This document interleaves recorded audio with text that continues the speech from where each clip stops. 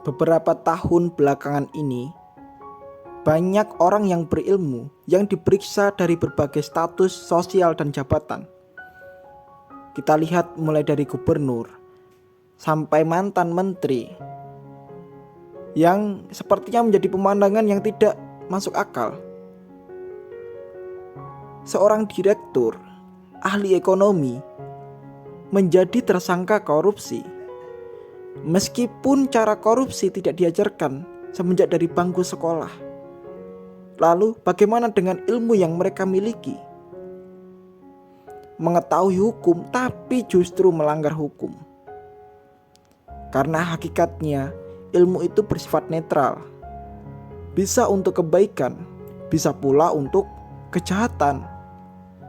Teknolog membuat senjata untuk mengamankan wilayah, tapi kenyataannya banyak senjata dipakai untuk menodong. Kalau begitu, bukan ilmu atau alatnya yang disalahkan, tetapi orang yang melakukan kejahatan yang salah.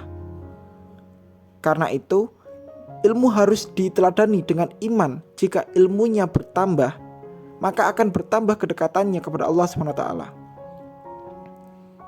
Lalu, dari manakah kita dapat mengukur ilmu seorang?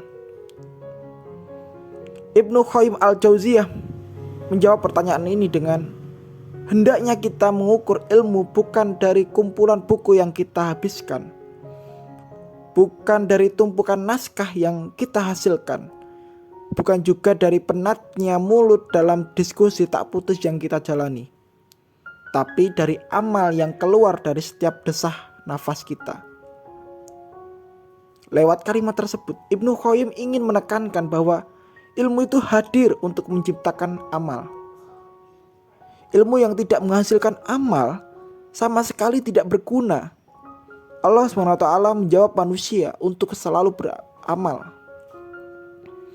Dalam firman Allah, Quran surat At-Taubah ayat 105, yang artinya, beramalah kamu, sesungguhnya Allah, Rasulnya dan orang-orang mukmin akan melihat amal kamu dan kamu akan dikembalikan kepada Allah yang mengetahui perkara gaib dan nyata. Maka Allah akan memberitahukan apa yang telah kamu kerjakan.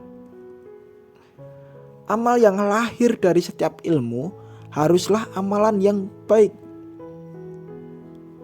Ali bin Abi Thalib radhiyallahu an meyakini bahwa orang-orang yang mengumpulkan ilmu untuk membuat kekacauan dan mengembuskan fitnah sangatlah dimurkai oleh Allah SWT.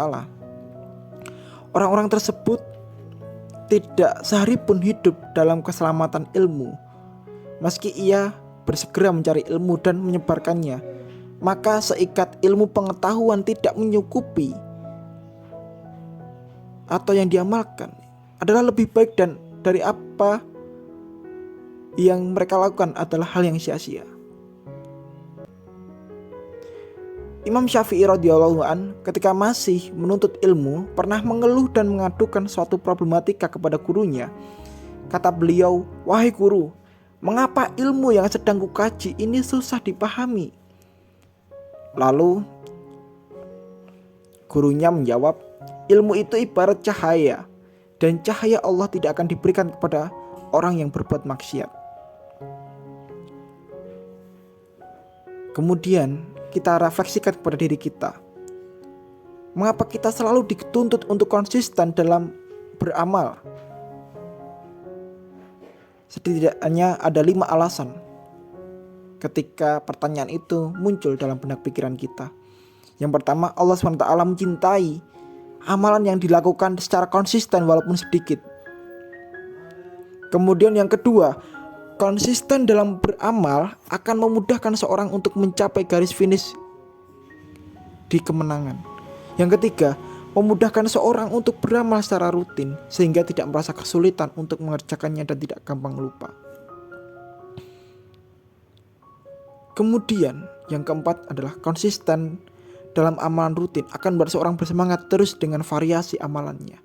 Yang kelima, kita akan selalu dinaungi kebahagiaan. Maka di sini ini adalah pilihan bagi kita.